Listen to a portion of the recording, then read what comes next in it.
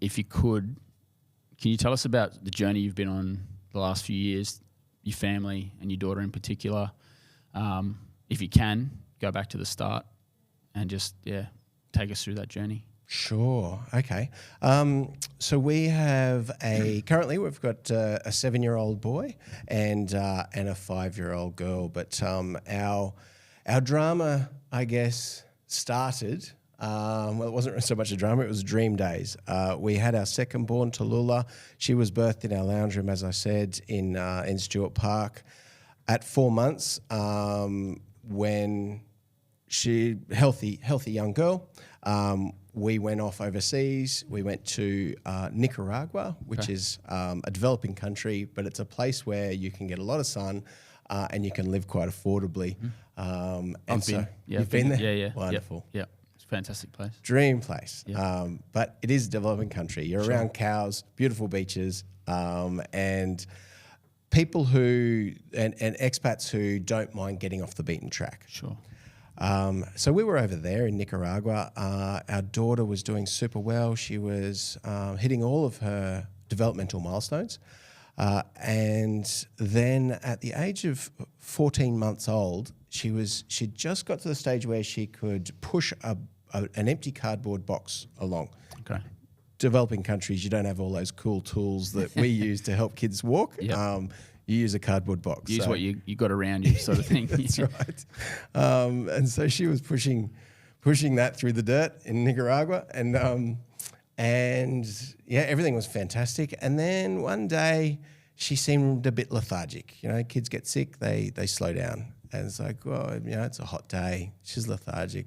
We'll give her a bit of extra time to rest. And the second day it got worse, and the third day it was worse again.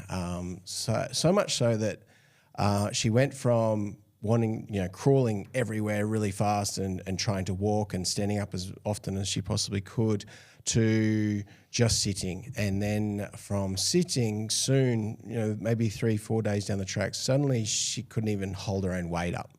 It's like, and within a 2-week period, she was basically it seemed like she had no bones. She was just a blob. And so we're stuck in a third world country. We went to try and get medical help as the best we could find. Sure. Drove the 3 hours into Managua.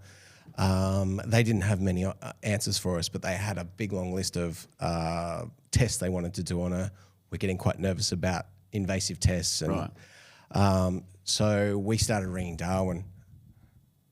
And if we were living in any other state, any other city in Australia, it's super hard. You can't get a pediatrician on a phone from overseas when you're on holidays overseas. But in Darwin, we were connected, and we managed to get a hold of one of the best pediatricians in Darwin on the phone. And he asked us a series of questions, and by the end of it, it's okay. Yeah. So by the end of it, he you could tell he was shaking his head in the horror.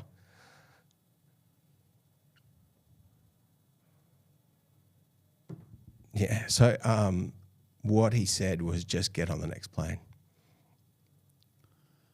When was this, if you don't mind? What? This What would have year been, was it? So she's 5 now. She was 14 months old, so 4 years ago. Yep. Yeah. And they're words that you just don't want to hear. Now, I'm glad I didn't say his or her name, the pediatrician's name, because they're not allowed to give you this sort of advice over the phone. Right. But we can edit it if we have to, for privacy reasons. But I said, what do you think it is? What's we thought it might just be a tick that's sort of paralysed her, or just a bad flu. And he said it could be a huge, it could be a big tumor on the brain. Sure. He said the thing that really got him was she had a bouncing leg. It wouldn't stop. Right. And he said, how many times does it bounce? And if it was over 5, it was bad. So kids do shuffle and bounce and stuff. But if this just kept vibrating up and down, it's like, mate, you've got to get home now. So we are in a developing country. They've got lots of planes that come in and out from Managua. That's 3.5 hours away. They'll get us home. We should be home 3 days from now. Problem was that COVID hit 2 months earlier. Everything was shut down, and every expat wanted to get out of Nicaragua. Where they were worried about just hospital. You know, the very early days of it was panic in the world. Yep. And so they were worried that the hospitals were just going to get overrun.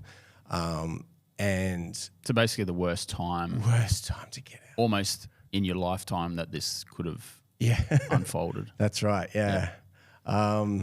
So, you know, we knew, we'd heard stories that in Managua you get about a 24-hour notice when the next plane comes, and every expat heads to Managua and sleeps on the street outside the airport trying to get their seat on it. So not cool.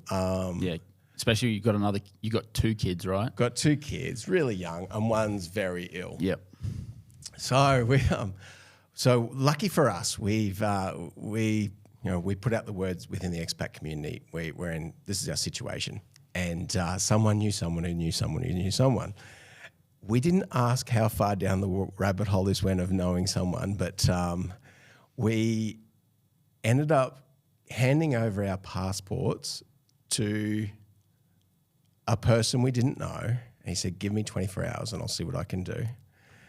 You never give away your passport, right? Especially when you desperately need to leave a country. Sure. Yeah. We're taking risks. And that's pretty much what our life has been like in the last 3.5 years, risk after risk after risk. But we handed over our passports, and 24 hours later, it was like we didn't know if the phone was going to ring or what was going to happen, but someone turned up at our street and going, we've got a plane for you.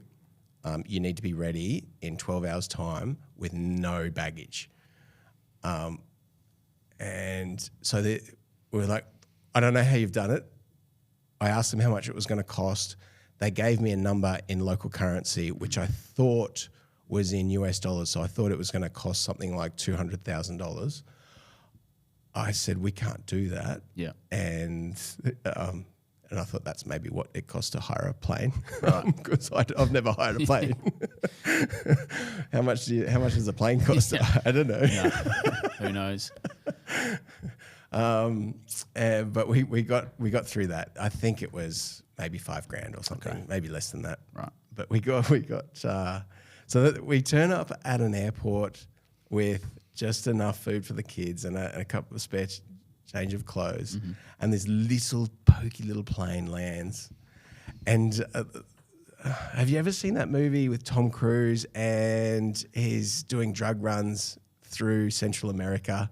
I'm aware of it. It's just, This guy, this pilot was Tom Cruise, Right. And the plane was straight out of that movie. And we are in Nicaragua, where all the drug We're not talking Maverick here. We're talking. No, we're not talking not Maverick.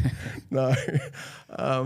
So this guy turns up. He's got his aviators on. He looks all of 21 years old, and so he's going to be our chauffeur to get out of the country. We were so excited that this is our chance to get home. That's all we needed all we wanted to do. Yeah. But getting up on this little tiny pokey plane, I was just waiting for the pilot to put it on autopilot. Yeah. Walk back to us and start throwing dodgy packages out the window into the fields, into the rice fields. But that didn't happen. We did land in Panama Airport, and we got chauffeured into a back door of the airport, behind customs, behind quarantine, and we just got delivered to the wait room for a flight to America.